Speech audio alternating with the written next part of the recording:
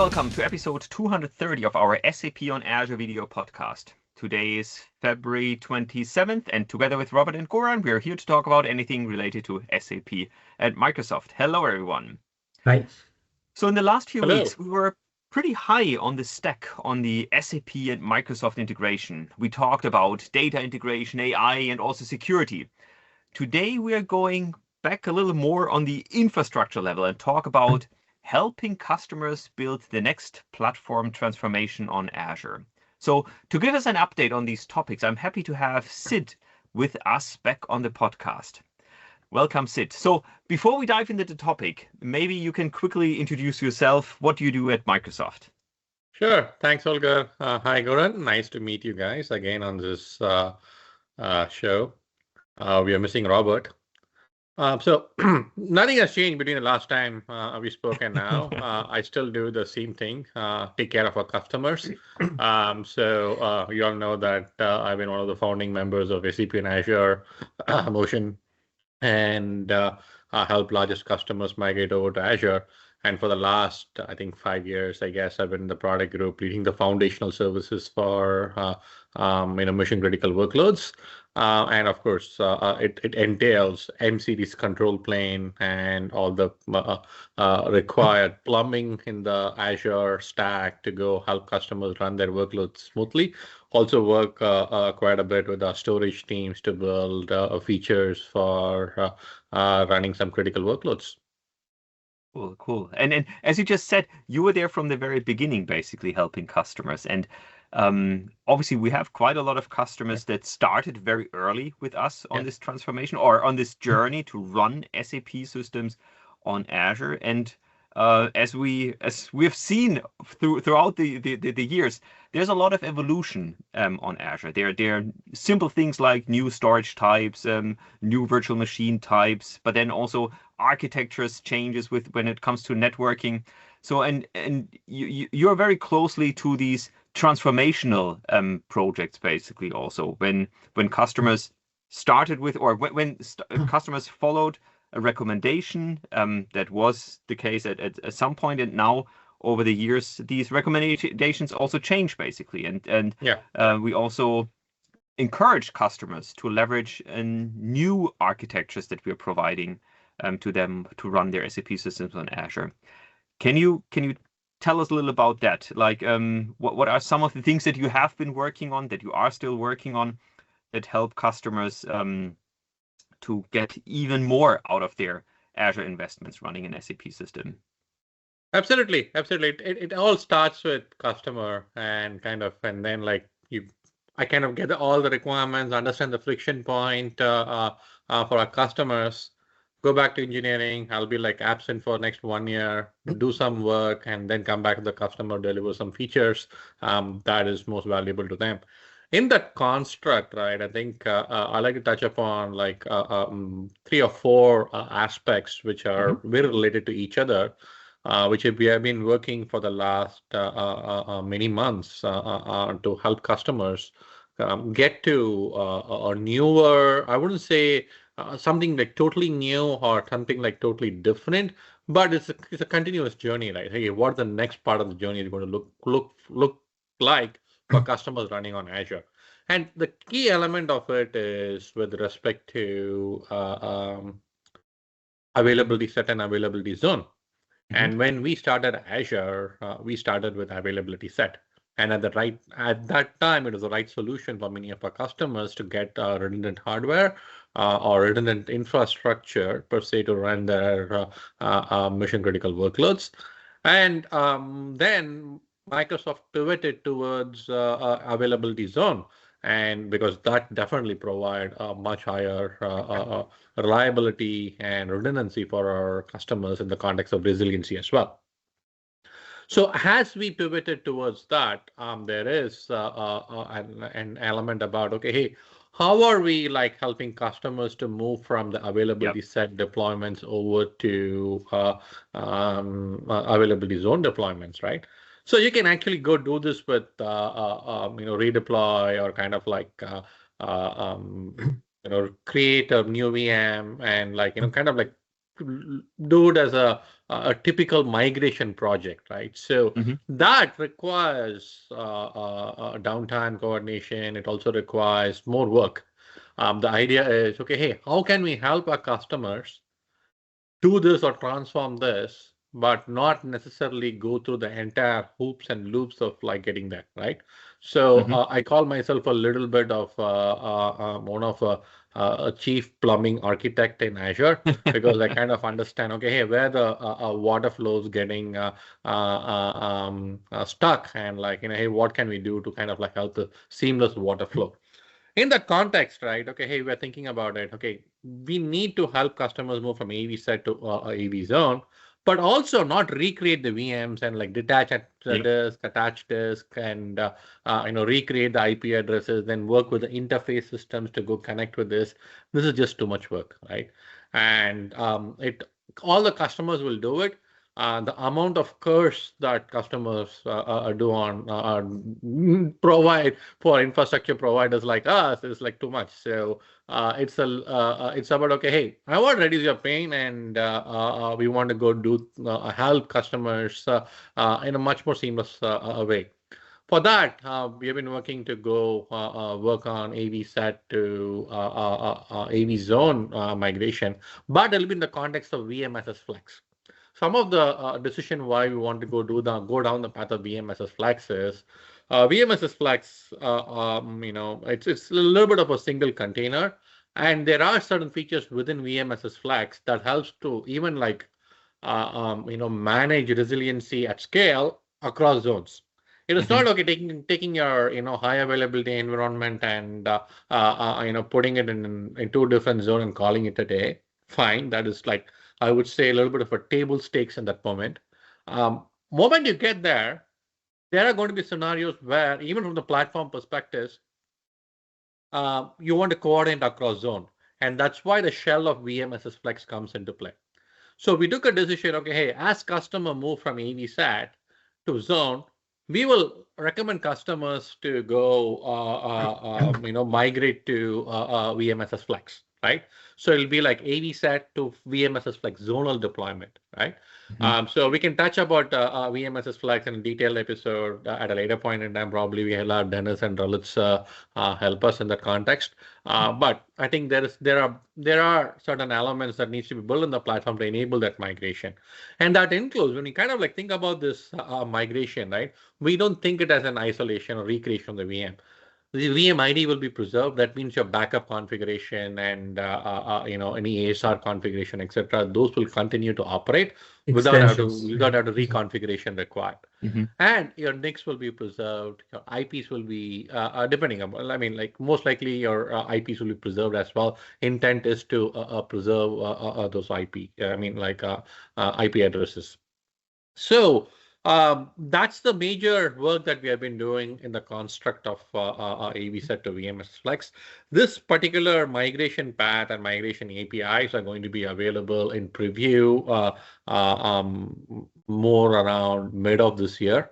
Mm-hmm. As I said, right, all whatever I'm going to share here is going just for education and entertainment purposes only. It is not a roadmap commitment. And All good. if you really need some hardcore roadmap, people know, customers are seeing there's another channel in which to reach out to us, and then we can provide a much more detailed timeline and details. So But that's the first major element. Okay, hey, but customers be- be- want be- be- resiliency on Azure, and like we are enabling through native platform APIs to go from AVSAT to VMSS Flex Zonal. Cool. Before you continue then to the next topic, I think this is actually super interesting what you're doing there because I mean, yes, as you said, we started with availability set, and we could just say to customers, look, now the recommendation is availability zones, so do it. And then, as you said, there would be some downtime involved, and then maybe they migrate everything finally to availability zones. Obviously, they have higher SLAs now with this, but that's it. But what you're saying is basically, so instead of just helping them to availability zones, you're actually enhancing this even further by leveraging VMSS Flex. so that it's not only a benefit to go to availability zones, but there's an additional benefit now that I have my SAP systems, or in the end my virtual machines, deployed in VMSS Flex. And actually, we had a session already before on VMSS Flex. Maybe we can have another one, obviously, but for those interested in this topic, I need to look up the episode number, but we definitely talked about this already in the past. So I think the cool thing is, yes, I mean, there's no requirement, right? Customers do not have to move away from availability sets. We just offer them now an even better way forward to make their infrastructure even more resilient, right? Absolutely, absolutely. That's the idea. So we don't want to take away, at least today, AV set from our customers. It doesn't mean that, okay, hey, this migration is available. You have to go and kind of and like migrate to VMSS Flex today, right? So even like, let's put it this way, typically when Microsoft deprecates something, right, we'll have a good 3 years to go enable that. And like at least for some more time, I do see AV sets staying, and once VMSS Flex Zonal is available, more customers migrate to it. I think at that point we make a decision about what to do about AV set, but that's not at least coming in the near future. Makes sense. Yeah. I want just to emphasize maybe one stuff that went a little bit under the radar, what Sid mentioned, all this basically when we introduce the new features, customer just want to use it. They don't want to rebuild the stuff, So rebuilding is always painful, So far, I was doing a lot of work on scripts who are migrating to the VMSS Flex or to the zones or to resizing, but the downside of this that VM has to be recreated, which means that Sid mentioned the VM ID is lost. So okay, that would influence, for example, the SAP licensing mechanism.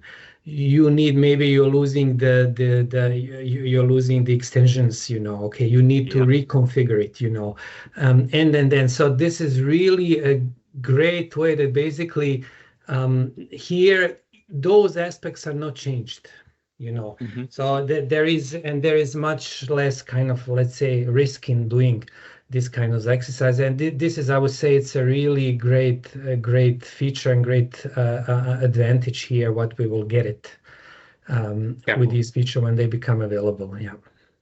Absolutely. I think that's the idea here, right? I mean, we do not want like I come from SAP basis background as well. We call it homogeneous migration, right? So it's like a migration project and like, moving from hardware migration projects. So we don't want to kind of like keep doing that. So we want to make it easier for customers through the entire life cycle of their existence on Azure. We want to make it like, okay, hey, we'll make it like less friction free to operate these crown jewels that customers bring to Azure. Cool. So I have to like say one more thing there. Yes. So we all know, like in SAP architecture, there is a big brother, I call it, the nasty big brother, the M series, right? So then it has like younger brothers, like a GPVMs, right? There is something called affinitizing the big brothers and the younger brothers, and it was called PPGs, right? So, so the proximity placement groups, okay? With evolution of our platform from AV set to VMSS Flex, right? So what we are saying is, hey, look, elder brother and younger brother, we want to take the affinity through the PPG away, but you guys will still be connected, right? Like, no love is lost, but like you guys will still be connected with each other, right? Jokes apart, I think the PPG is something that like it's a way of binding, your M series VM, the database VM to app server to lowest latency, right? As Azure evolved, the network latency has become a zonal construct, meaning that like any brothers and sisters in the same zone will have less latency to talk to each other. that means that today, if you want to go remove PPGs, okay, remove this affinity or take a downtime. So we are coming up with the functionality to go remove those PPGs online so that you can do this transformation from AV set to AV zone fairly seamlessly, right? AV set to VMSS Flex zonal migration will incur a downtime, relatively lower downtime than a traditional recreation process. But in the process of it, I think if you want to do pre-processing and if customers would like to take PPGs away for different reasons, right? Even the capacity envelope when in Azure has also expanded quite a bit. So in that regard, if customers want to remove proximity placement groups, mid of this year, you'll be able to remove that online as well. Cool, but just to recap there. So in the past, there was a clear recommendation when I do an SAP installation, I should use proximity placement groups to have the M series, the big virtual machine whereby my HANA system runs in some place basically, and then have the application service closely coupled around this. That was basically the idea of the proximity placement group. And now you're saying with VMSS Flex, this deployment with the proximity placement groups is no longer required because on the Azure infrastructure, we worked a lot to have this proximity automatically or by design when you run your SAP system on Azure. Yeah, for any zonal deployments, when you have apps server, database server, the same zone, latency is guaranteed for high performance. Yeah. A challenge with the PPG, I mean, yes, latency is very low, but it can cause some capacity constraint, because we are forcing them. But if you have one zone with multiple data center and low latency, which we do have with the latest improvement, we don't need a PPG, so we have a much less potential challenges with the capacity, and that's really a great motivation. And this feature to remove online is meaning no downtime. This is whatever we do with SAP, we will try not to have a downtime, right, in any way. Yeah, and this is really a nice feature. Absolutely. And couple that up with like a potential usage of on-demand capacity reservations. So customers who buy RI, technically, I would recommend them to go use ODCR as well. Yeah. You don't pay anything up extra on top of RIs to use ODCR. So that means guaranteed capacity, platforms transform, you're a little bit more in a much higher resilient architecture, not just from an availability and perspective, but also a capacity perspective, which is a very key element for cloud experience or cloud scale experience. Nice. So since you mentioned M series, they're obviously they have a lot of memory, and sometimes virtual machines go down basically, and there is something called live migration.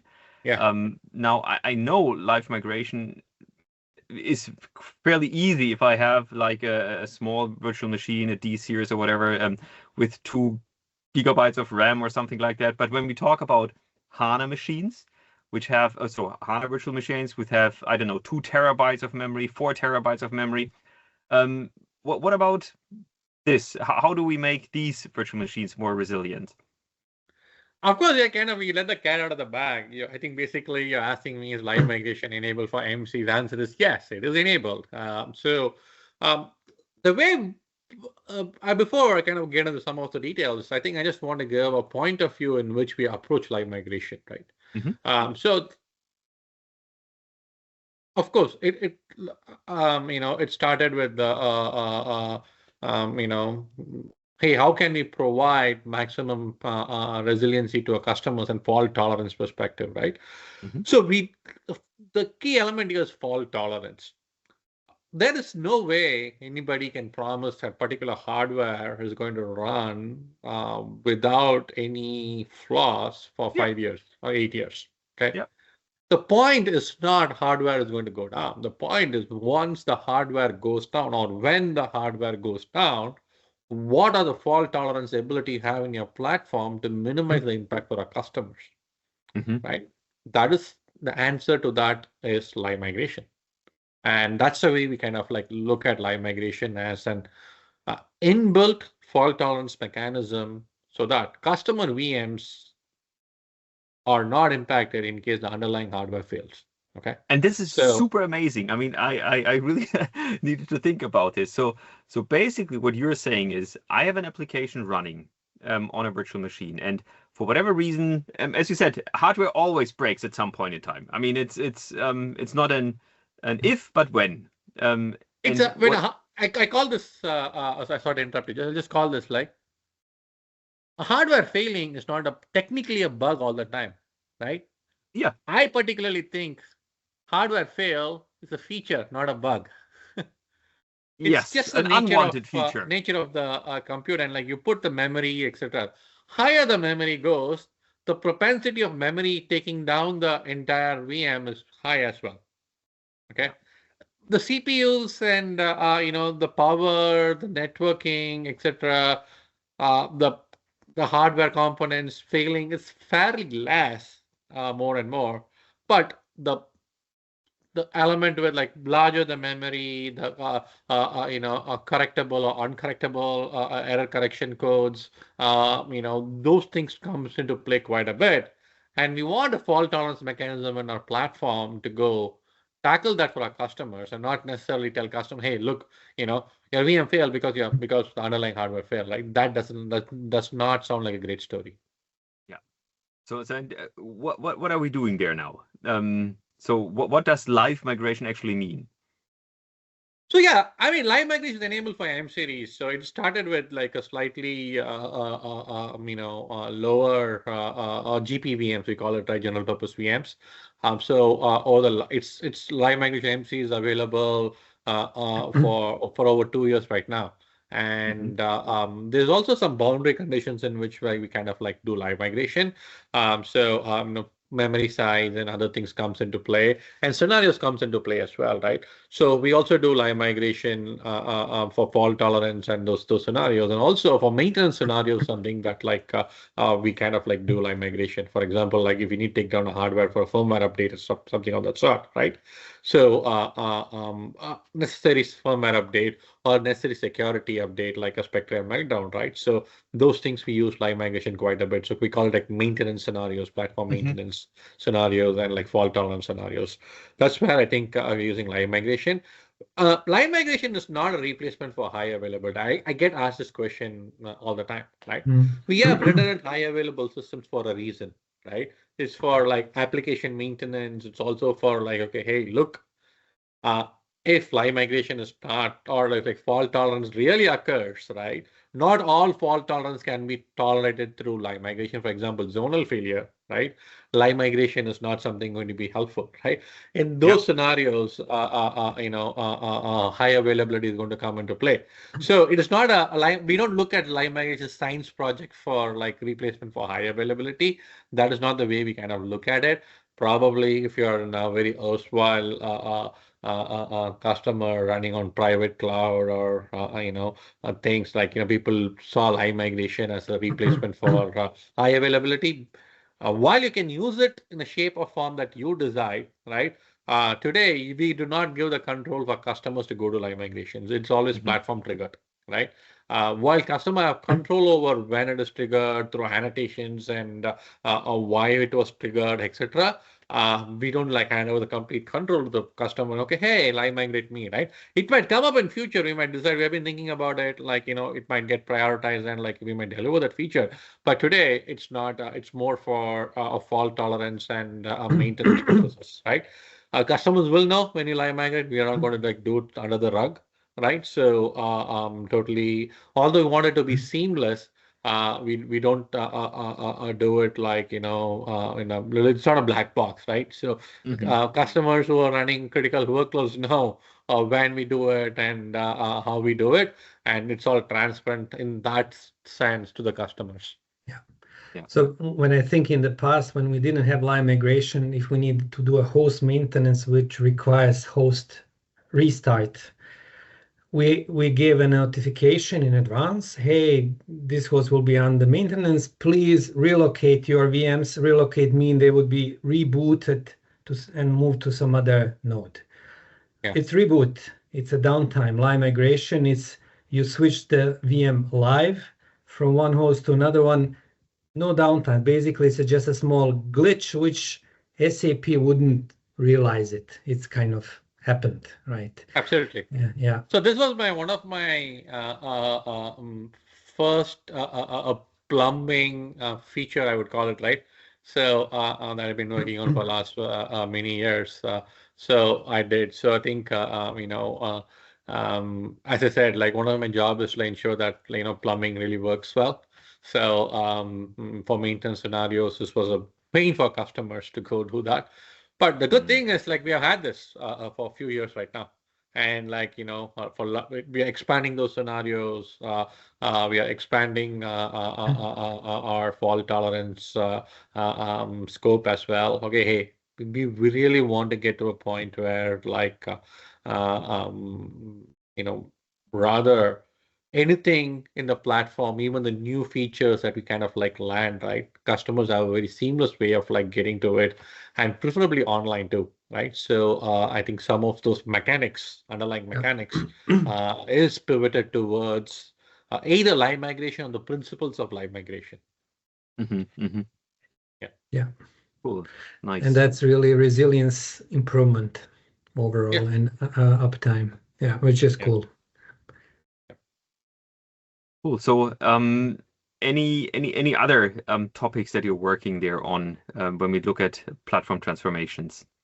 Yeah, I think a couple of things I would add here, right? As I said, like a lot of customers like 5 years, 6 years back, especially, are running technically on MV1 VMs or DV3 VMs. They were running on Gen 1 image. So the boot image has changed. Gen 2 is available. And all the customers can go from Gen 1 to Gen 2 plus trusted launch. There was a request to go move from Gen 1 to Gen 2. And okay, so we are going to enable that transformation if customers want to move from Gen 1 to Gen 2. Newer VM types are Gen 2 VMs, meaning that DV6, EV6, if I'm not right, are going to be Gen 2. MV4 for sure, when it comes. It's not announced yet. Definitely is going to be Gen 2. I need to double check with MV3 if it's Gen 1 supported or not, but like I think mostly it's Gen 2. So for customers wanting to move from Gen 1 image to Gen 2 image, we're going to enable that transformation also later this year. They can be on Gen 2 image, which has a much better security features loaded in from a boot perspective.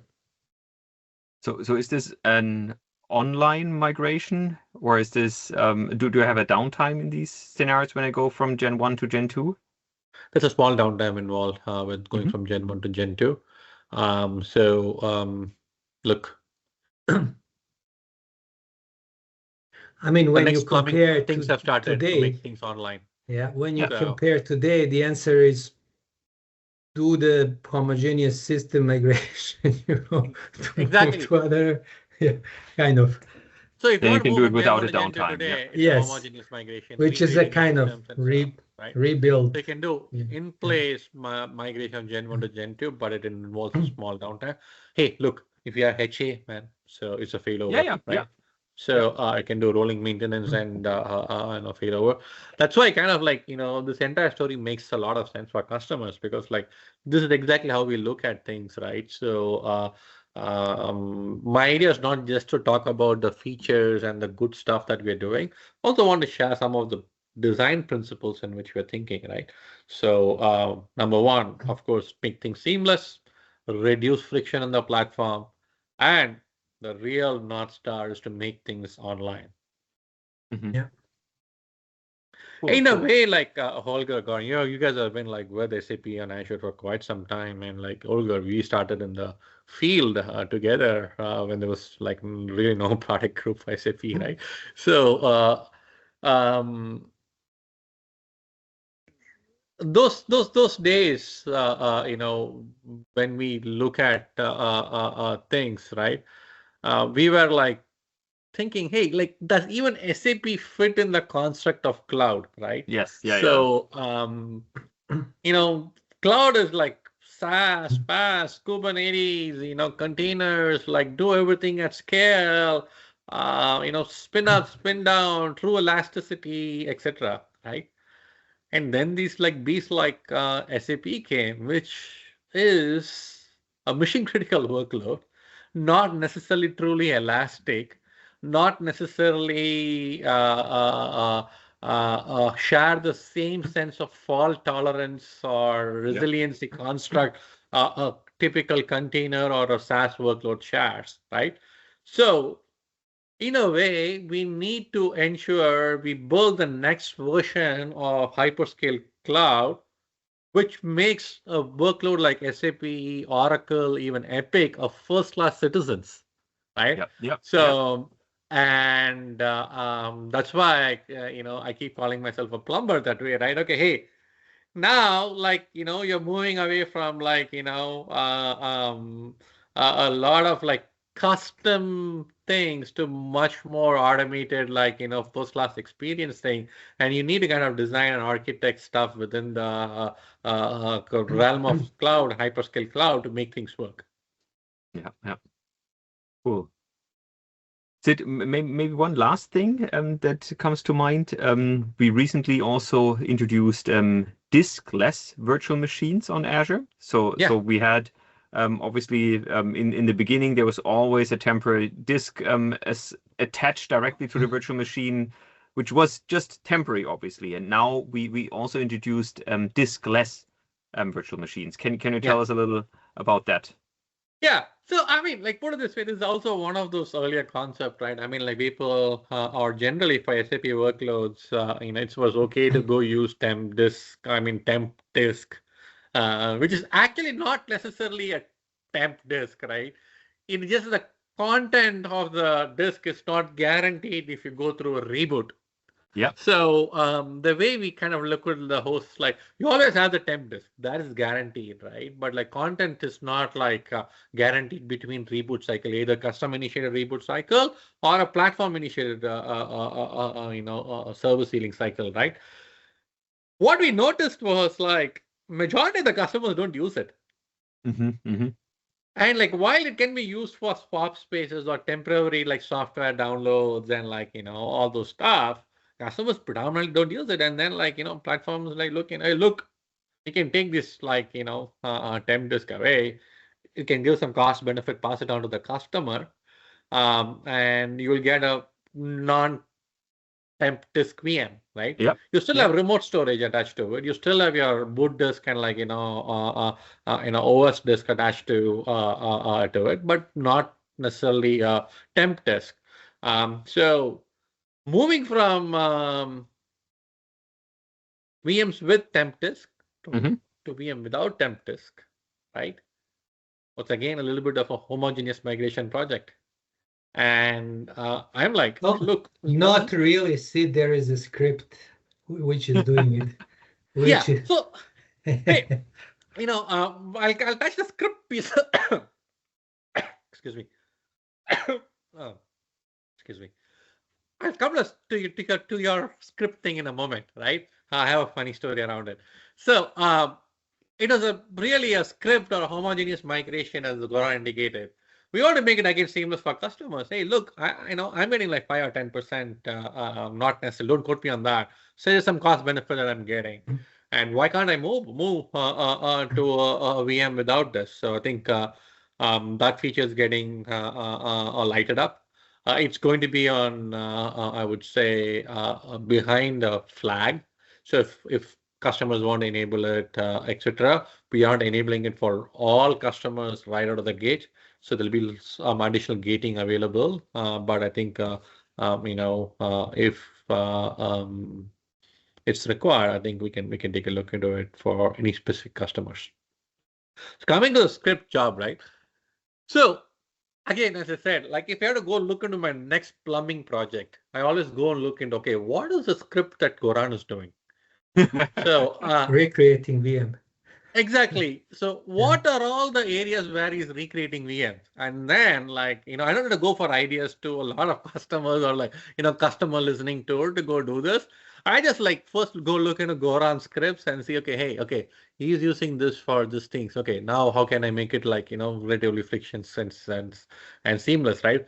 And like, although I can script a little bit, I don't want to go middle with the script. So I kind of like can ask him and then, okay, fine, okay, hey, this makes sense to go do this, the platform native APIs, and then I go do it. So Goran, has a lot of kudos to you to helping us, or kind of like premeditating some of the transformation customers to do. I'm sure the customers are asking you for it a bit, or like you're proactive. Whichever way, it's helping us quite a bit, or helping me pick up the next plumbing project. So Goran is the visionary, basically, providing all the plumbing, and then you execute on it. Absolutely, the first line of soldier. But I hope, Sid, that this new feature will again, like the previous one, not recreate the VM. So meaning the VM ID will not be loose, and the extension. And this is really great. This is really great benefit for the customers. Yeah, not that my script is not great, but it's better. Yeah. I mean, like if you have to use another analogy, right? So we always want to look the makeovers more seamless, right? It shouldn't be like, okay, hey, I go do a makeover and my wife cannot identify me who I am, right? That's not the idea, which was the case, a little bit of that case, right? Now we want to like look makeovers a little bit more seamless, palatable, and frictionless. Fantastic. Right. Cool. Sid, any other things that you want to highlight? I think, you went already through quite a lot of topics there that our customers will benefit from in the near future, most likely. But any other things? No, I think that's all. I think probably I can come back and talk a little bit about capacity reservation, on-demand capacity reservation, which is getting enabled for more medium memory segment. So a high memory and very high memory segment of M series is anyway it is a little bit more closely managed capacity, specialized SKU as such. But for medium memory under 4 terabyte especially, right? So we do some special work to enable capacity reservations enabled for specific scenarios. So I think that's the only thing I will add with respect to what the cool stuff that's being happening. Of course, there's a lot of things that needs to happen on the platform side with what we call it as zonal spanning and stuff. So that's more for what do you call more entertainment purposes. Whatever I shared is for education, entertainment purposes. But if you want like more entertainment, right? I think we can really go into some of those cloud constructs and spanning constructs later. We'll do this another time, Sid. We don't take everything now in this episode. We'll have a follow-up, and then you can talk about some other cool things there. All right. So should I say this like a usual party line? Click the like and smash the subscribe button. That's always good. Thank you. All right. Everyone should do that. No, right, Sid, thank you so much. It was really great to have you again on our podcast. As I indicated, you will be here again, hopefully, in the future to cover some new things. Now we'll see what of these educational things that you mentioned will come to life and when, and then we'll definitely also cover them in more detail in future episodes.